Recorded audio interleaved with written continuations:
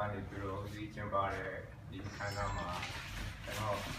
ဒါနည်းနည်းလေးပြောခွင့်ရတာအထူးပဲကျေးဇူးတင်ပါတယ်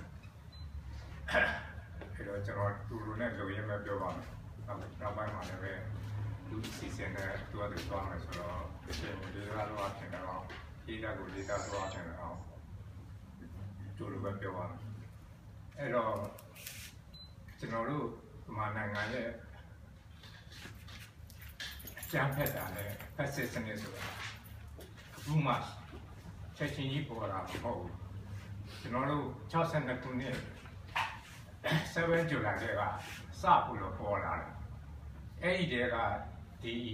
စစ်အာဏာယူဆိုတဲ့လူတွေကဘာဖို့တဲ့ဘာမှလူချင်းတောင်းတမှုအာဏာကိုလူချင်းတောင်းတမှုမရှိဘဲနဲ့လိုအပ်တဲ့ကျောင်းစည်းကမ်းနဲ့ကျောင်းရဲ့အခြေအနေတက်တူရဲ့အခြေအနေကိုဆန္ဒပြတာကိုပဲညနေပိုင်းမှာဒီလမ်းမပေါ်ကနေပြီးတော့ဟိုဘက် CEO ဒီဘက် CEO မှာနေရာယူပြီးတော့တကယ် G3 နဲ့ပြစ်တယ်ဆိုတဲ့ကောခင်ဗျားတို့အဲ့ဒီချိန်တော့ဝေးကောင်းမှမဟုတ်ပါလိမ့်မယ်မဝေးသေးပါဘူးအဲ့ဒါဖက်စစ်ရဲ့သေဟုတ်တံကိုအဲ့ဒီတွေကစပြီးတော့ပေါ်ပြတာအဲ့ဒီကဒီဘလူးဟာသူ့အဆွဲကိုထုတ်ပြတာပဲအဲ့ဒီဘလူးရဲ့အဆွဲဟာတခါလေကြရင်မင်းသားကောင်းဆောင်လိုက်တခါလေကြရင်ထုတ်ပြလိုက်လိုနဲ့ပဲလာခဲ့တာကျွန်တော်တို့ generation ၄ခုမြောက်သွားပြီဟုတ်လားကျွန်တော်မိဘတွေလက်ထက်ကစားခဲ့တယ်ကျွန်တော်တို့အဲ့တော့ကြောင်းတော့ကွာကျွန်တော်တို့ဟာ generation ရှိတယ်ကြည့်ခဲ့တယ်နောက်ကျွန်တော်တာပြီး generation ရှိခဲ့တယ်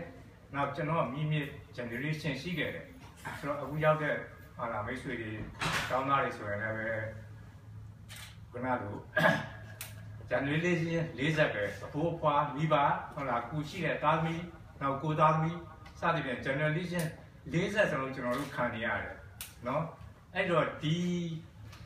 စစ်အာဏာရဲ့စစ်အာဏာရှင်စစ်အာဏာယူရဲ့အကြမ်းဖက်မှုနဲ့ဖက်စစ်စနစ်က